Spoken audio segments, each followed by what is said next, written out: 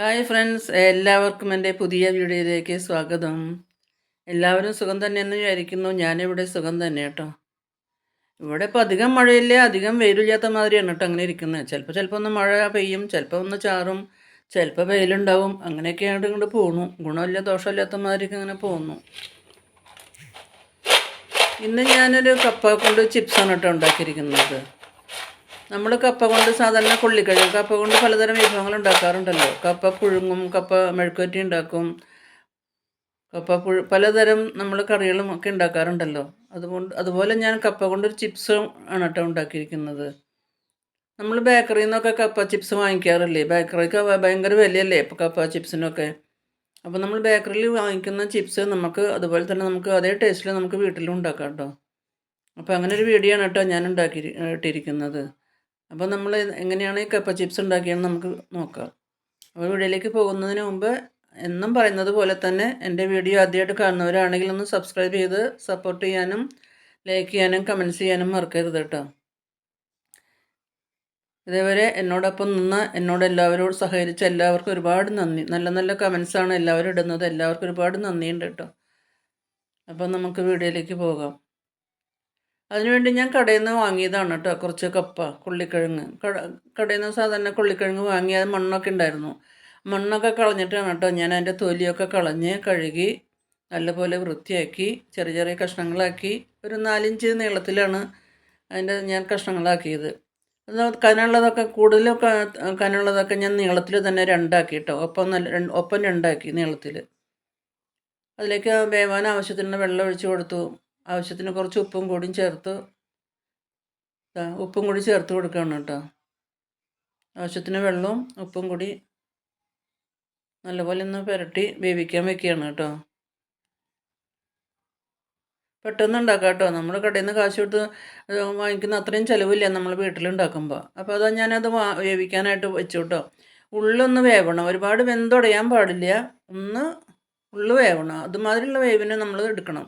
ഒരുപാട് വെന്ത് പോയി കഴിഞ്ഞാൽ ബുദ്ധിമുട്ടാകുമ്പോൾ വേവാതിരിക്കാനും പാടില്ല. അങ്ങനെയുണ്ട്, അതിൻ്റെ ഒരു കണക്കുണ്ട്. ആ കണക്കിന് നമുക്ക് അത് വേവിച്ചെടുക്കണം. ഉള്ളു നല്ലപോലെ ഒന്ന് വെന്ത് കിട്ടണം. വെന്തുടയാൻ പാടില്ല, വേവാതിരിക്കാനും പാടില്ല. വെന്തില്ലെങ്കിൽ പിന്നെ അത് ഹാർഡാവും. അപ്പോൾ അതുകൊണ്ട് ഉള്ളു വേവുന്നത് വരെ നമ്മൾ നോക്കിയിരിക്കണം. ഇടയ്ക്കിടയ്ക്ക് ഇളക്കി എല്ലാം ഒരുപോലെ ഒന്ന് വേവിച്ചെടുക്കണം. ഇടയ്ക്കിടയ്ക്ക് ഇങ്ങനെ ഇളക്കി നമുക്ക് അതിനൊന്ന് വേവിച്ചെടുക്കാം. നമ്മൾ കഴിക്കാനാണെങ്കിൽ നമ്മൾ നല്ലോണം പോലെ വേവിച്ചെടുക്കില്ല, പുഴുങ്ങി കഴിക്കാനൊക്കെ ആണെങ്കിൽ. ഇതിപ്പോൾ അതുപോലെ ചിപ്സിനായതുകൊണ്ട് അങ്ങനെ വെന്തുടക്കണ്ട, ഉള്ളു വെന്താൽ മതി. ഇടയ്ക്കിടയ്ക്ക് നമുക്കൊന്ന് നോക്കാം അങ്ങനെ ഉള്ളു വെന്തോന്ന്. ഇതാ ഒരു കത്തിയെടുത്ത് ഞാൻ നോക്കണം കേട്ടോ ഉള്ളു വെന്തോന്ന്. ഉള്ളിലിങ്ങനെ ഇതങ്ങനെ ഉള്ളിതിങ്ങനെ പൊരിഞ്ഞ് വന്നു കേട്ടോ. ഉള്ളിങ്ങനെ പൊരിഞ്ഞ് വന്നു, ഉള്ളു വെന്തിട്ടുണ്ട്. അപ്പോൾ അതേ പാകത്തിന് ഞാൻ ഫ്ലെയിം ഓഫ് ചെയ്തു. ഇതാ കണ്ടോ. അതിന് ശേഷം ഞാനതങ്ങനെ അരിഞ്ഞുകൊണ്ടിരിക്കുകയാണ് കേട്ടോ. സാധാരണ ചിപ്സിന് അരിയില്ലേ അതുമാതിരി ഇതങ്ങനെ അരിയാണ്. ഇതാ ഇങ്ങനെ നീളത്തിൽ തന്നെ ഇങ്ങനെ അരിഞ്ഞുകൊണ്ടിരിക്കുകയാണ്. കടയിലും ബേക്കറിക്കാരും ഇങ്ങനെയൊക്കെ തന്നെയാണ് ഉണ്ടാക്കുന്നത്. അവരോടൊക്കെ ചോദിച്ച് മനസ്സിലാക്കിയിട്ടാണ് കേട്ടോ ഞാനിങ്ങനെ ഉണ്ടാക്കുന്നത്.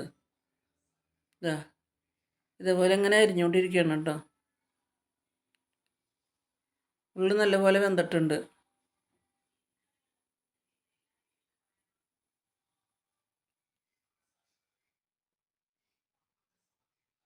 അങ്ങനെ കനം കുറച്ച് നമ്മളിങ്ങനെ നീളത്തിലിങ്ങനെ അരിഞ്ഞെടുക്കുക.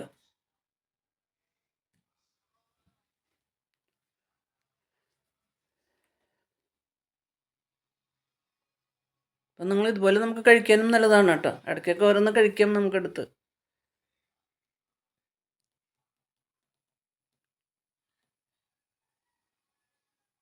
ഉള്ളി നല്ലോണം വെന്തിട്ടുണ്ട് കേട്ടോ.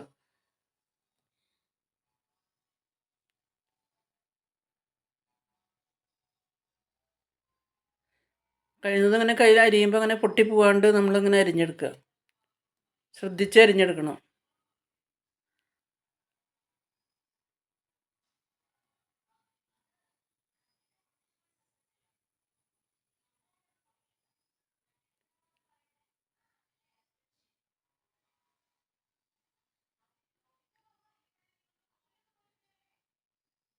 എല്ലാം അങ്ങനെ അരിഞ്ഞുകൊണ്ടിരിക്കുകയാണ് കേട്ടോ.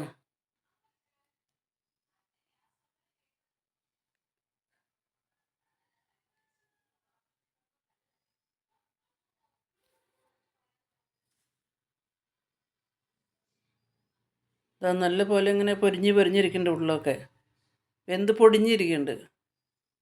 അങ്ങനെ അതേ പാകത്തിനിടണം, ഉള്ള് വെന്ത് പൊടിഞ്ഞ മാതിരി.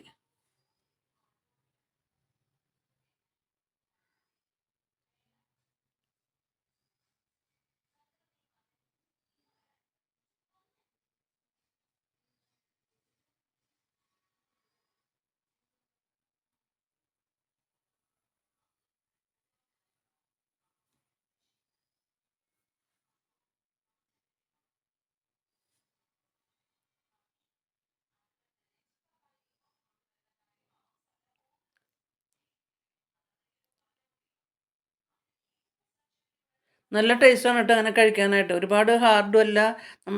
നമുക്ക് കടിക്കുമ്പോൾ നല്ല സോഫ്റ്റായിട്ട് കടിക്കുകയും ചെയ്യാം. നല്ല ക്രിസ്പി ആയിട്ടും കിട്ടും.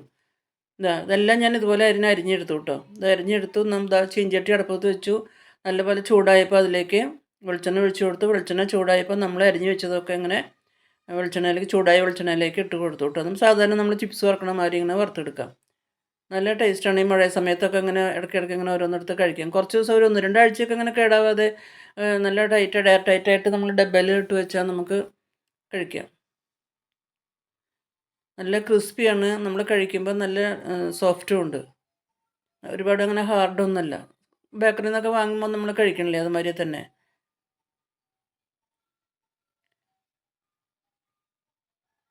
ഈ മഴ സമയത്തൊക്കെ നമുക്കിങ്ങനെ ഇടയ്ക്കിടയ്ക്ക് ഒരു ചായക്കോ അങ്ങനെയൊക്കെ എടുത്ത് കഴിക്കാമല്ലോ. നല്ല ടേസ്റ്റാണ്. സാധാരണ നമ്മൾ കായൊക്കെ വറുക്കില്ലേ, അതുപോലെ തന്നെ നമുക്ക് ഇതുപോലെ ഇങ്ങനെ വറുത്തെടുക്കാം. അത് വെള്ളമൊക്കെ വറ്റിച്ച് നമുക്ക് ഒരു ഗോൾഡൻ കളർ ആവുന്നത് വരെ നമുക്ക് ഒന്ന് ലോ ഫ്ലെയിമിലാണ് കേട്ടോ ഞാൻ വെച്ചിരിക്കുന്നത്. ലോ ഫ്ലെയിമിലിട്ട് നമുക്കൊരു ഗോൾഡൻ ബ്രൗൺ കളർ ആവുന്നത് വരെ നമുക്കിങ്ങനെ വറുത്തെടുക്കാം.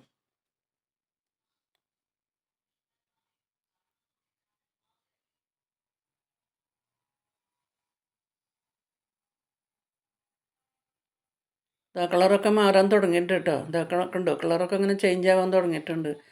എപ്പോഴും ഇങ്ങനെ ഇളക്കിക്കൊണ്ടിരിക്കണം, അല്ലെങ്കിൽ ഒരു ഭാഗം മാത്രം ഇങ്ങനെ കിടന്ന് കരിയും. ഇടയ്ക്കിടയ്ക്ക് ഇങ്ങനെ ഇളക്കി നമുക്ക് ഇങ്ങനെ ഇളക്കിയെടുക്കണം. അതിൻ്റെ കളറ് നോക്കണം. അപ്പോൾ അതിൻ്റെ കളറൊക്കെ ഒരുവിധം ശരിയായി പാകത്തിന് വന്നു കേട്ടോ. അങ്ങനെ ഇപ്പോൾ ഞാൻ എണ്ണയിൽ നിന്ന് മാറ്റുകയാണ്. നല്ല ടേസ്റ്റി, നല്ല ക്രിസ്പിയാണ്, നല്ല സോഫ്റ്റുമാണ് കേട്ടോ. അപ്പോൾ നിങ്ങളെല്ലാവരും ഇങ്ങനെ ഉണ്ടാക്കി നോക്കിക്കോളൂ. വീഡിയോ എല്ലാവർക്കും ഇഷ്ടമായെന്ന് വിചാരിക്കുന്നു. ഇഷ്ടമായാൽ ലൈക്ക് ചെയ്യാനും കമൻറ്റ് ചെയ്യാനും മറക്കരുതെന്ന് വീണ്ടും വീണ്ടും പറയുന്നു. പുതിയൊരു വീഡിയോ ആയിട്ട് വീണ്ടും കാണാം. Thank you for watching.